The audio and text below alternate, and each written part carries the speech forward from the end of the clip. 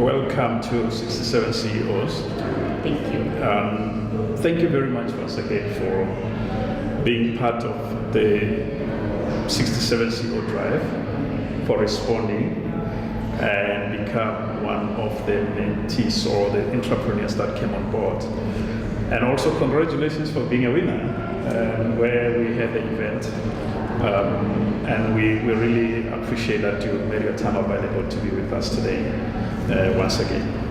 Thank you very much. Now, you remember that when we started the program, we said, look, we're just gonna have the drive, but also we're gonna make sure that we assist you going forward.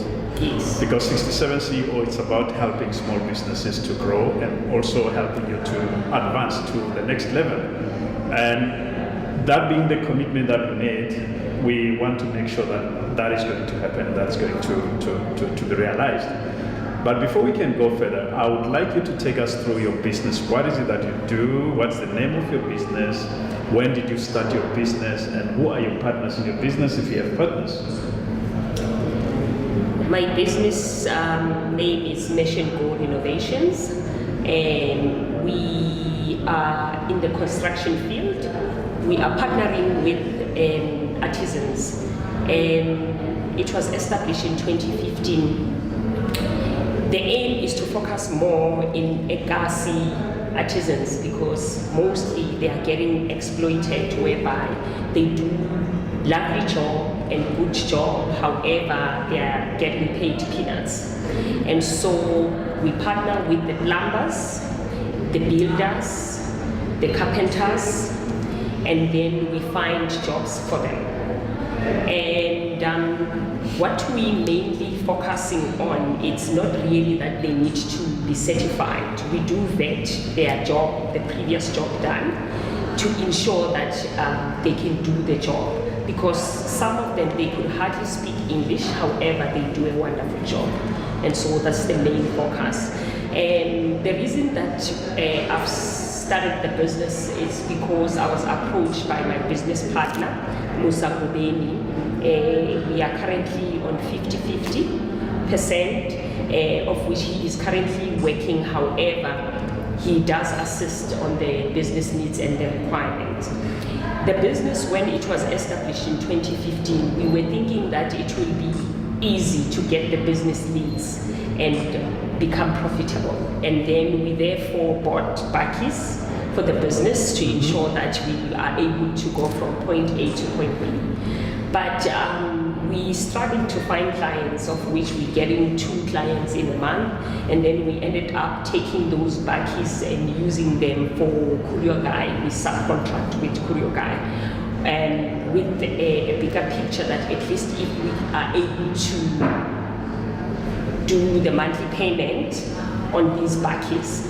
And so our aim is to ensure that we go ahead with the construction. We are not really focusing on the courier guy to be in the courier side.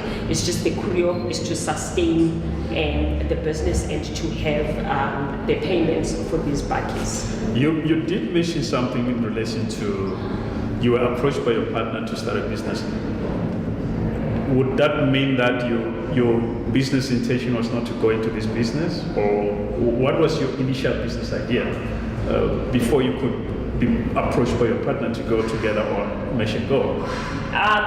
To be honest, I was not a person that was looking at myself like an entrepreneur. So you were in corporate? I was in corporate for some time. What were you doing in corporate? I worked for Woolworths for 30 years as a store admin manager, and I left in 2015. I was in Eastgate. And then I've joined Small and Holdings as a regional operation intelligence.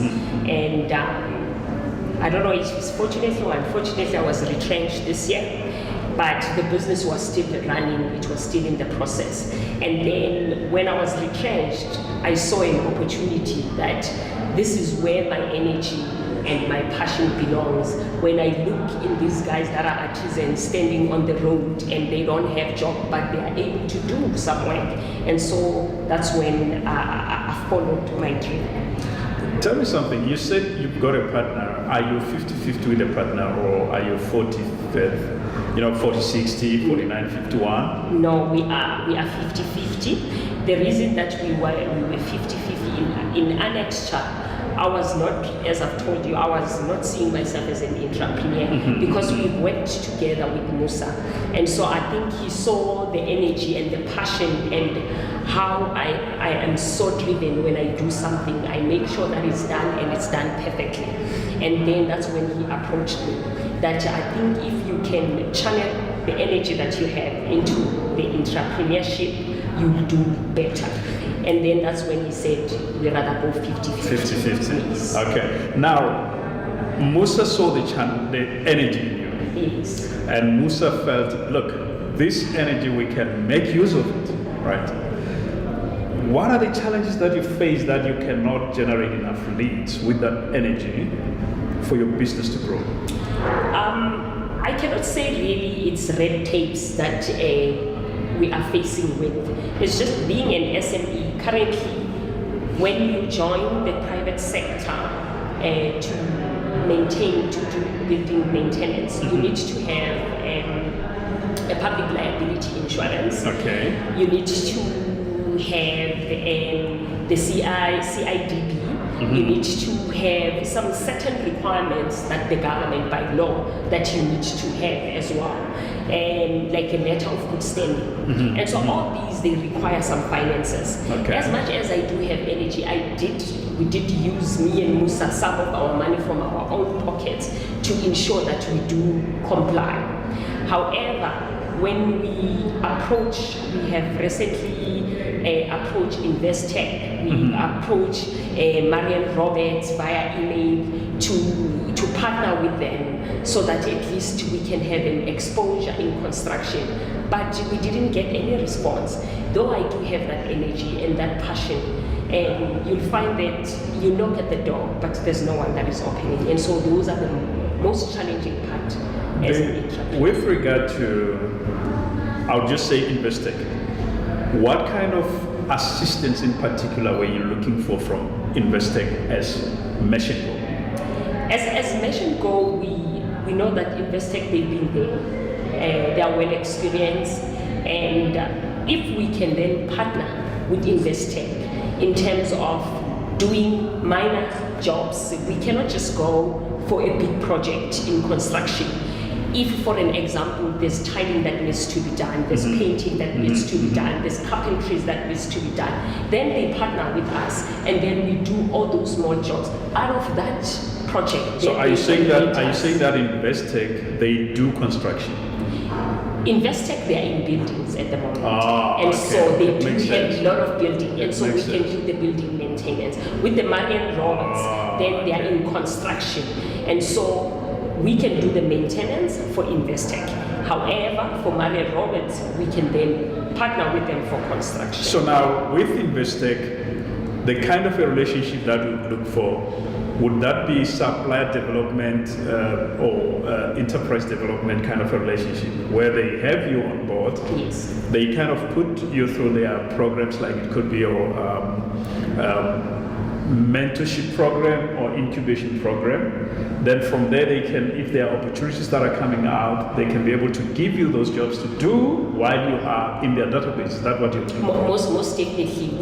We're looking in that we don't want to just enter Investec and say we can do these jobs whilst they haven't witnessed or they've seen the experience. Yes, most definitely. And so we are willing to say, Investec, give us whatever, guide us, and therefore, with the job that is being done, then they can take us a step further. Okay, so you never got a response from Investec? Not at all. I do have an email that was sent in Investec as well as Marian Roberts. So they never responded. So with Marian Roberts, what in particular would you be looking for?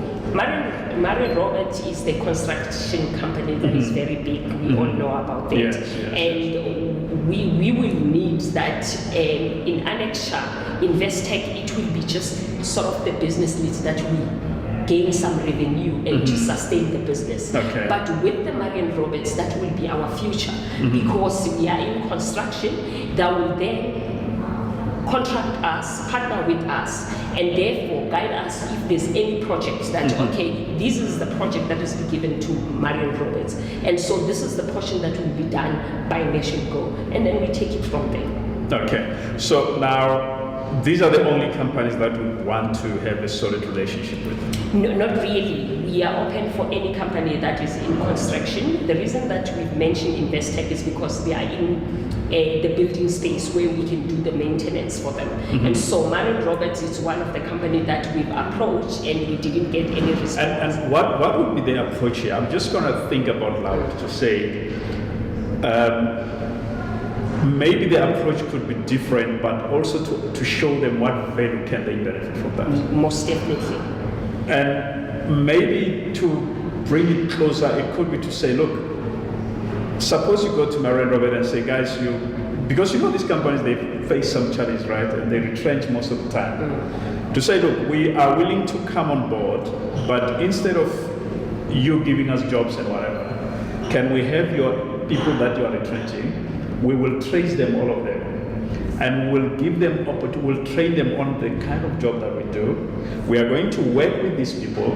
We are going to assist these people that you are having in your database, who you have retrenched and they are not working now, to empower them so that they can start to get jobs out there. Because the understanding now of MASH N GO, from what you've said, is that you have positioned yourself more like a platform where all these guys that are doing jobs in silos, they come to you and say, look, can you assist us get a job? Or when we get a job, can we share the profit? So that being the case, going to Marion Robert or any other company is to also plug into those companies or those individuals that have been retrenched to say, can we empower them so that they can be able to be operational and make profit instead of sitting at home and not making money? Most definitely. That's the bigger picture, because as in South Africa as it stands now, we're having about 27 to 28% unemployment rate. Yes. And so taking that into consideration and the retrenchment that is taking place, and then if we can take that direction and looking into it in that angle, whereby when there's someone that has got a relevant skill with MASH N GO, then that company, they can contact us, and then we then... Actually, if it's an individual that has been retrenched by Marion Robert, this individual has an ability to start a company or to operate.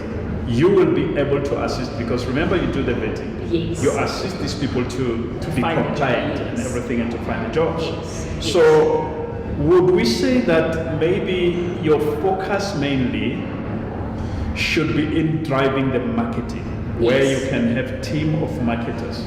Because so far it's more of you're sitting with a database of people that are looking for a job.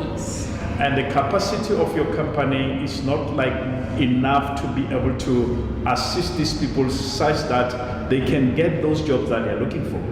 Now, what is the plan? Because that is the direction that I'm looking at, to say, maybe the plan that you have to look at is to say to you as a team, to say, why can't we form the sort of a sales team that would go out there and sell these companies that or these individuals that we're having?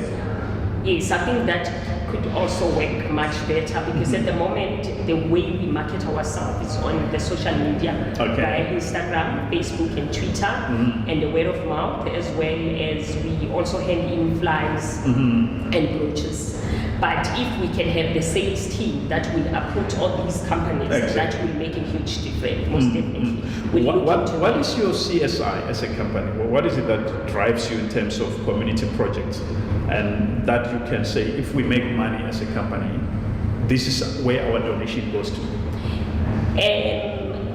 Just recently with Nelson Mandela's birthday, we went to Orlando Children's Home, and then we had some long life food that we've donated to them.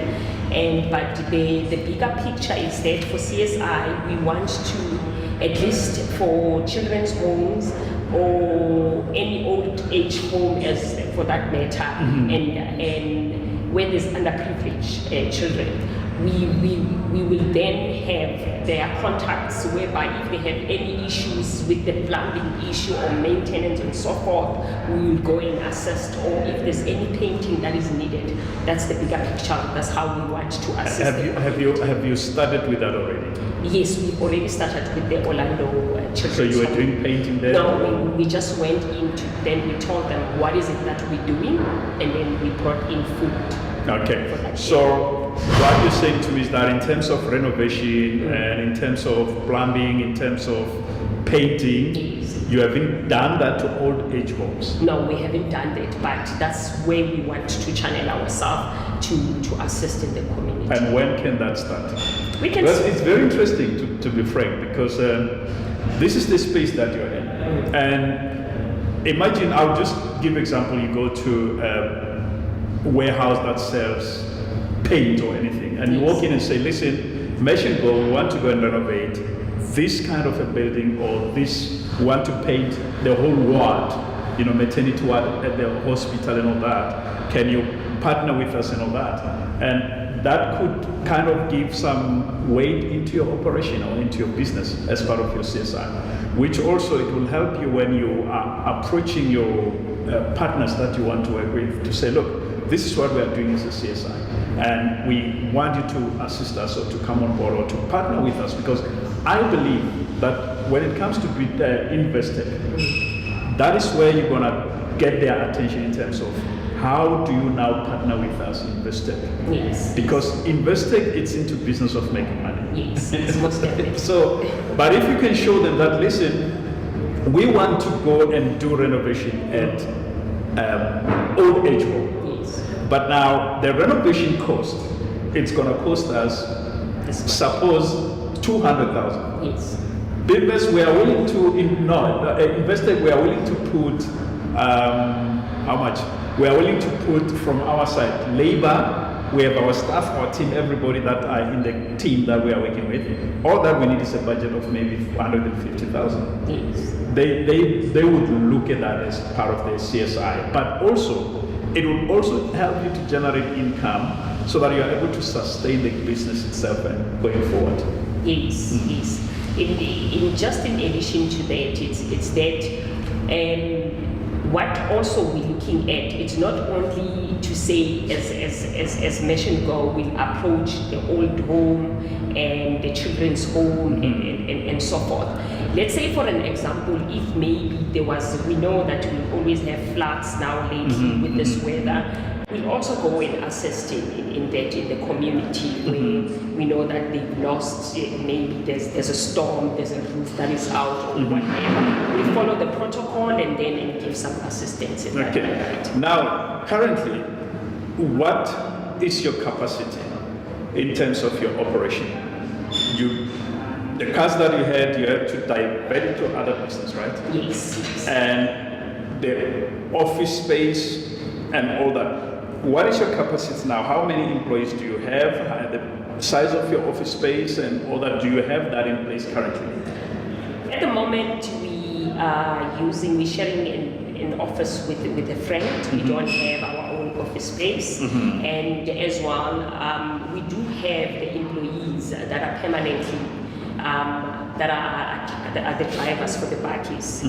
And we have the partnership, the capacity we do have, because we do have the partnership with the artisans, should maybe the job is given to us. Okay. The reason that we don't employ the artisans permanently, we don't want to incur cost whereby we don't get jobs and we're unable to pay them. Okay.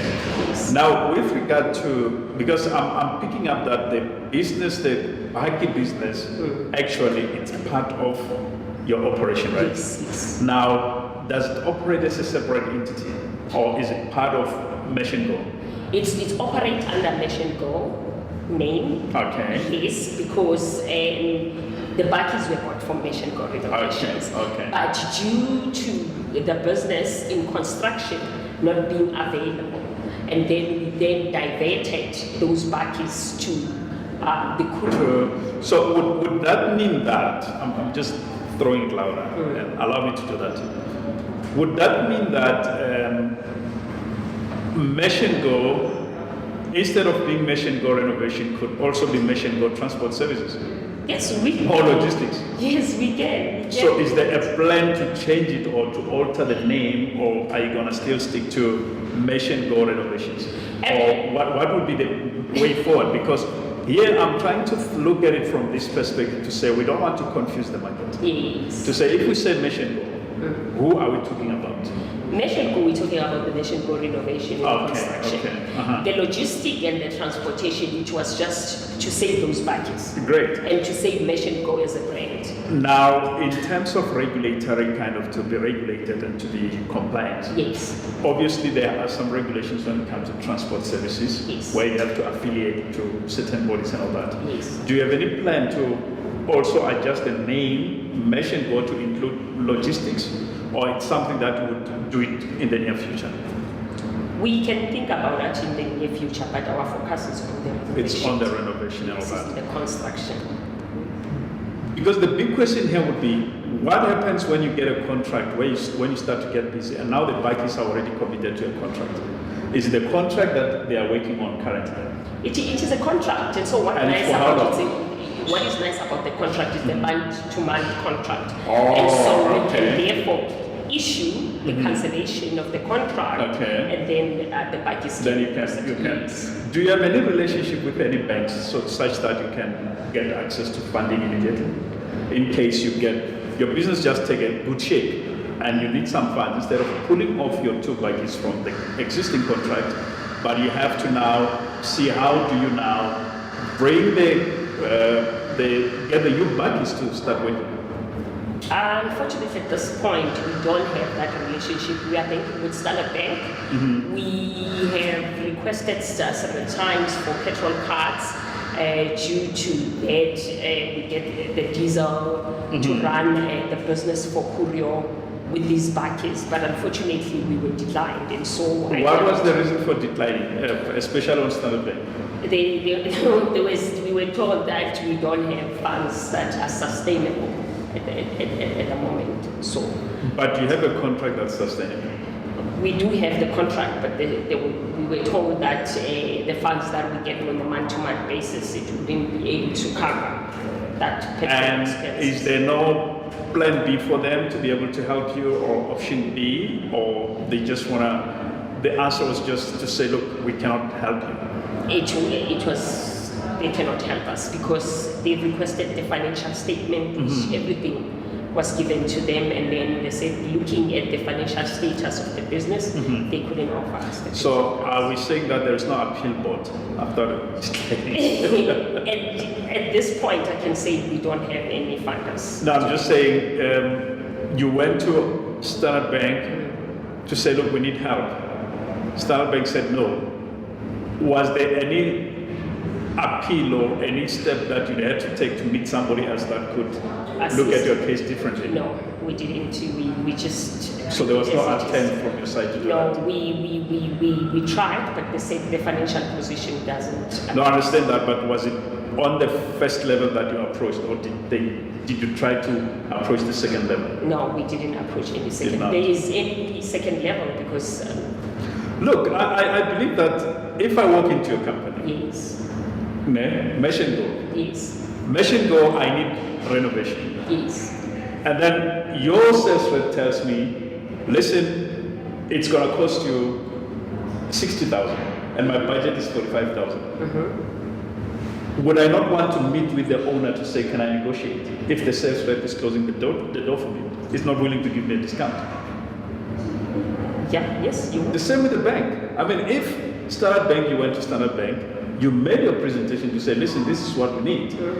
And whoever you spoke to said no. Yes. He said no. Would you want to take it to the next step and find out who can I speak to than this person? Because I believe that the person you spoke to is not like a top kind of a guy or a person. There is somebody above that you can still present your case. What we've done, we were told that we've requested to see somebody higher, to be honest.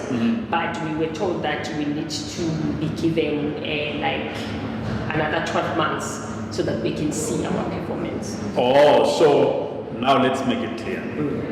Standard Bank looked at your performance.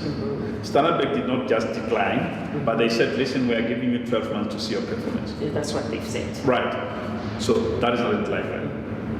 But it was a decline. It is a decline. No, but you didn't don't get the fund. But look at it this way.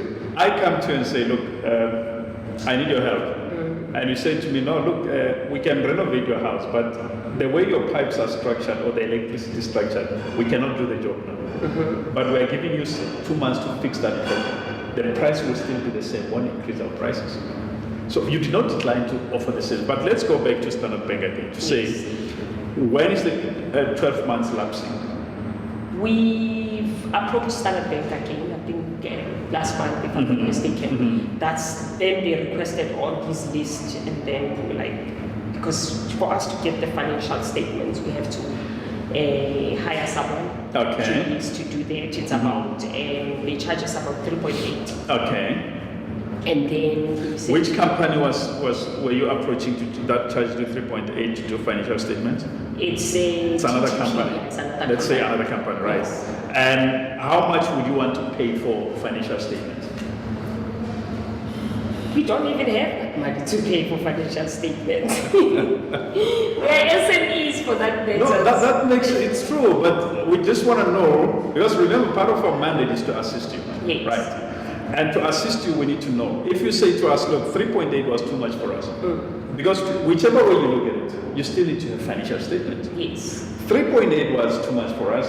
How much do you think would be viable for you to pay? 800. 800 to get financial statements. Yes. Would you want to get it from as a financial statement? Would that be, you want to give them your books to do it, or what is the setup here? We give the books and then they do it. For the past how? 3 years. 3 years, for the past 3 years. Okay, so we will try to see if we can also get somebody that can assist you with that. What are the other requirements that they require from you? And what I can remember offhand, it was those financial statements that they require, and then they can access our bank statements. And at some point, they also requested our individual financial personal management accounts. Okay, and that also will it be part of what your accountant should prepare for you? Yes. Okay. Now, in terms of the financial statements that should be available, when you look at your performance in the past 12 months that they gave you,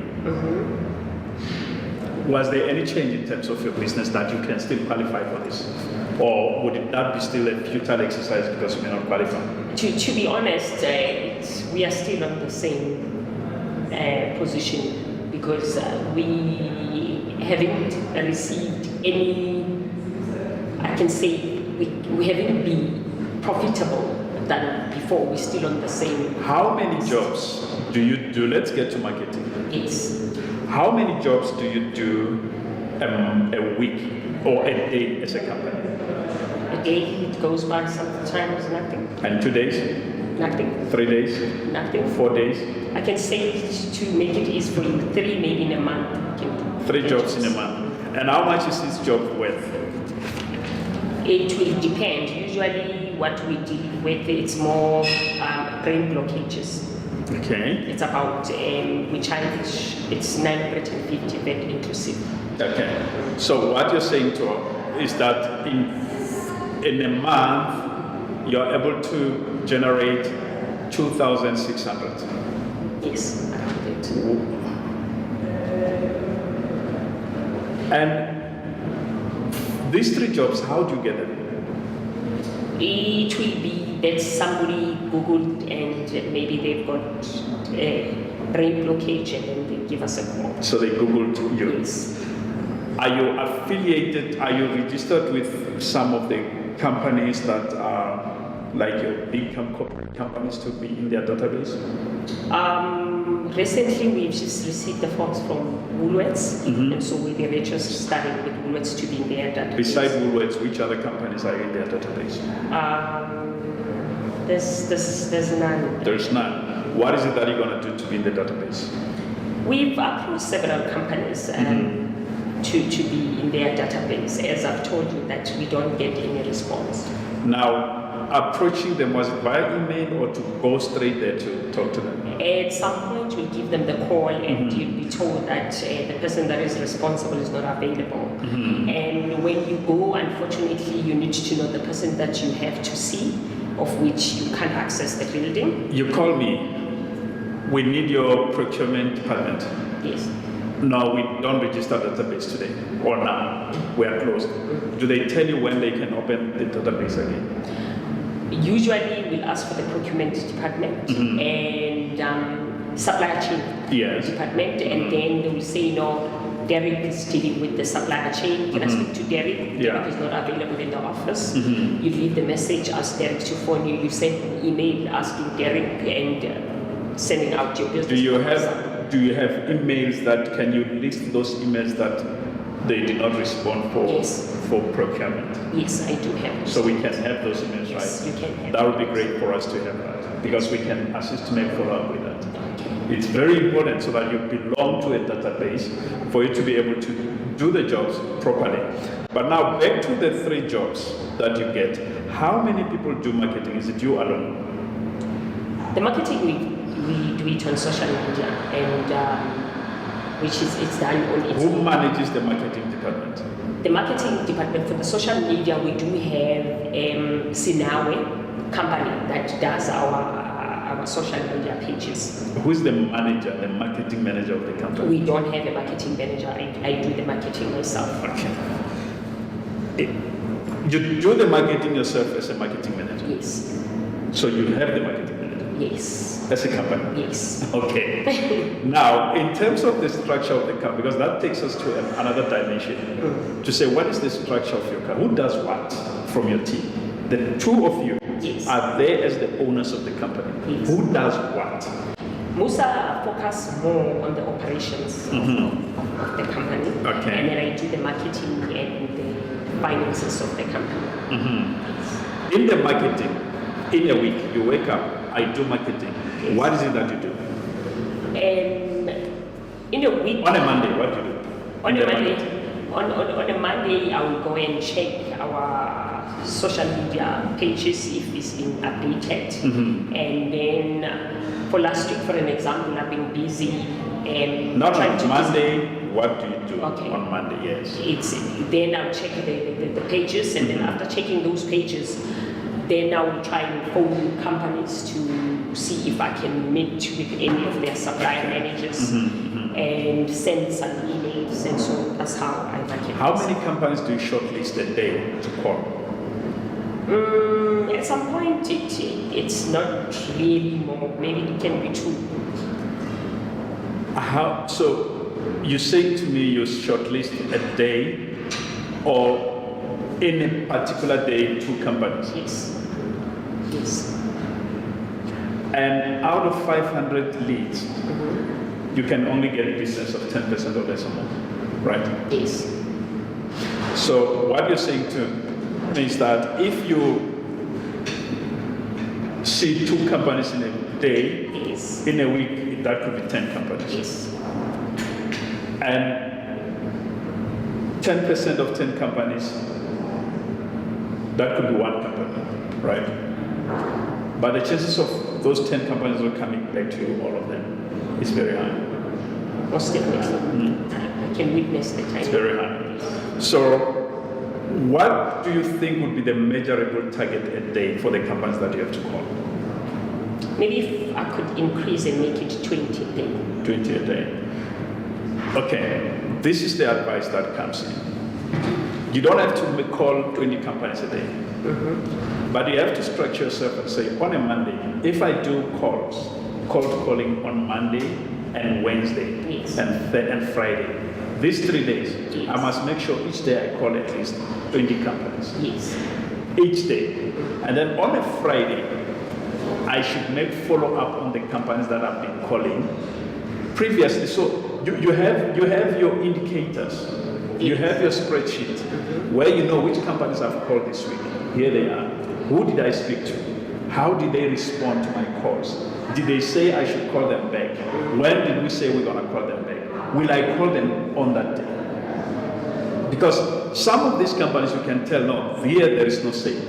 I'm just wasting my time. Yes. and then you can stretch them out. But sometimes, some of these companies, because they know they are approached by a lot of companies every day, a lot of businesses every day. But it's up to us as small business to say, how persistent am I to make sure that I keep on calling these people and make follow-up, with these people to make sure that we get business going. Because now, what I'm picking up, I might be wrong, it's your business, mine. What I'm picking up now is that you are sitting with a business that the marketing part, which is the core in terms of making sales, is not emphasized. Yes, yes. It's not emphasized at all. So you either need to work on scheduling your own program and say, on a Monday, what do I do if I say I'm a marketing person? Yes. On a Tuesday, what will I be doing? On a Wednesday, what will I be doing? On a Thursday, what will I be doing? On a Friday, what will I be doing? Bearing in mind that you're also the CEO, kind of the one who's oversees all everything and all that, Yes. then you can put one day to do admin. It could be Tuesday or whenever, and say, you know what, I will do admin of the company. Make sure that everything is fine, we are still compliant, checking our certificates and everything. But these other days, I will have to do the marketing. Social media, it's a good platform, but without the face to it might not work for you. Because you've got a company that's doing that. But the company that is doing that, they are sitting with how many accounts that they are working on? A lot of them. A lot of them. Because you as a CEO, as a marketing person too, those, whatever tweets or whatever is going on, you still have a responsibility to make sure that you tweet or manage and monitor and be responsive in terms of the accounts that are existing there. So that is what I'm thinking that should happen from going forward, to say, how do you structure your own marketing department? Yes, most definitely. I think I've realized that there is a loophole. But now here is another thing. You mentioned the guys that you're working with, Yes. the teams that you're working with, Yes. that is in your database and all that. Have you identified their capacity and skills besides being a plumber? Because some of these people, they can be your backup in terms of marketing. Some of them actually can bring a job and say, hey, I have a job. But do you have a monitoring processes where you follow up with them to see if they do marketing themselves too? Or you just wait for the day that they will call you and say, hey, we have a job. Oh, yippee, let's go and do it. No, we do have contact with them, Okay. like maybe once or twice a week to check on them if there's any job that they found and what is it that they are busy with.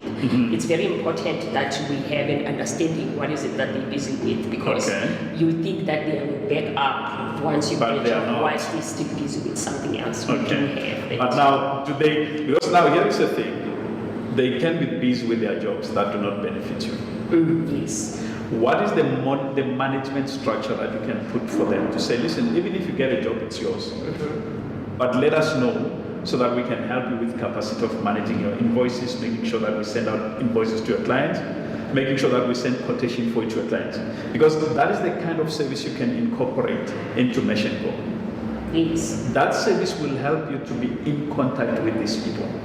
So that you tell them, listen guys, if you get a contract yourself, Yes. let us know, we'll send a professional letterhead for you. Because that will create a link with them. And also, you tell them, no, don't worry about asking for money from these people. We are the ones that will handle that for you. And for us to handle your own job that you came with, we're going to charge you 15% of that. Yes, yes. No, the guys, we do communicate with the jobs that they get. However, to get into their invoices and everything, we haven't actually dwelled into it, whereby we have the You have process to look at that. Yeah, we look into You have to look at that, because that will keep you busy. That will keep you, yes, because that is very key. It's key in the sense that these people are doing their jobs. Yes. And these people, they are not obliged to work with you. Yes. They can still do their jobs. Yes. But if you say to them, we are rendering a PA service for you, Yes. or admin service for you also. So being our member, we are not just waiting to get you a job, Yes. but also when you get your own job, bring it to us. We'll do admin for you for 10% of that job. Most definitely. Yes, Most definitely. because you're still gonna even what do you call this? You're still gonna do the admin for them. You're still gonna make sure that the invoices are prepared. You'll send the invoice So for that them, they pay. and guess what? Some of them don't have emails. No, You are going they to don't. create. You are going to create emails for them, but you don't just create it for anybody. As soon as your client, those who are in your database say, "I've got a job," then you make sure, do you have email address? No, I don't have. Do you have this? Do you have this? Do you have that? No, I don't have. We'll put together this for you, together with everything. It's gonna be 10% of your profit. We'll also take 5% for having set up 1, 2, 3. In saying that, we have just partnered with 360. 360 is an IT company. Okay. What they're going to do with us is that they will offer us a cell phone. Okay. In that cell phone, we give that cell phone to one of our artisans. In that cell phone, there will be a database Okay. or that 360 provides to us. If they have any issues with plumbing, maintenance, you call, then our artisans will get a message. And so in those cell phones, they will have email address and so forth. Okay. And so we were looking forward, once we then partner with 360, we've already set up the service level agreement and so forth. How much do you pay 360? 360, we're going to pay them 5% of the profit share. Okay. So, yeah, because what I'm picking up is that your company is more of administrator than the service provider directly. Yes. And as an administrator, you cannot be at the bus stop without having a conductor inside the bus to check if the tickets are paid, to check if everybody in the bus is sober. You see? So you need to have a mechanism that would follow the entire process, and the sales mechanism that would reach out to everybody. Yes, and so with those cell phones, we have all the data. Okay. If maybe they went to the client and how much the client is being client is charged, paid and all that. and the invoices and so forth, and everything. And then It sounds very interesting, and also it sounds very innovative at the same time. But also, you need to look at it two ways to say, are you relegating your own responsibility, wherein your same clients that you have in your database can decide and say, look, why can't I deal with 360 directly and pay them 5%? Why should I come via MASH and Go? we have the relationship with 360, and then the artisan, they have a relationship with us. That's true, but the legality of it could be complex if it's not looked at correctly. Yes, yes. Because these people, you have a relationship with them as individuals. They can go back and register a company or get a company and become part of 360. No, we have contracts with them that they will be working with us. I do understand that. I do understand that. But you know, with how these guys do, or any business, contracts can be nullified anytime when they see opportunity. So in a way, you have to safeguard yourself, such that don't give too much admin outside your parameters. Oh, okay. You see? Okay. So such that even 360, they must work with you, not with your guys on the ground. Only the selected few that you know they've got huge capacity can have access directly to 360. Okay. No, I'm with you. But our service level agreement, it does stipulate that 360 has to deal with us directly. Exactly. That can work if that's what's happening. Maybe we might have to focus on the last point, which is to look at and say, if you were to say, these are the immediate needs for my business now, what would be those immediate needs for your business to step to the next level? The office space. Office space. Yes. The business leads. Business leads. I think this one is your baby. It's not like somebody, it's not external factor that somebody should come in. It's internal that we have to, I think we dealt with this one, business leads. But I want us to look at what is it, what capacity do you think somebody else can assist you for your business to grow or to move to the next level? Be it money, be it equipment, be it office space, which is one of them. Office space and equipment. Like for an example, when we do get jobs and we work in a space where there's no electricity, we need generator. Okay. And you find that we don't have a generator, we'll end up not be able to offer service into those clients. Okay. And so we do need some of the equipment. So that could be the main thing that you need now. Nothing else. Yeah, nothing, because we do have bakkies, of which our aim is not to put those bakkies into logistic. If we do get growth in renovations and construction, we pull some. So when we say office space, are we looking for office space that somebody can donate or incubate you, or something that you can pay money at a reasonable price? Something that we can pay at a reasonable price. Reasonable price, I'm talking about not more than 1.5 a month. For the office space, and bring the team of how many people? A team of 4 people. 4 people to be in that space. Yes. And how can people get a hold of you?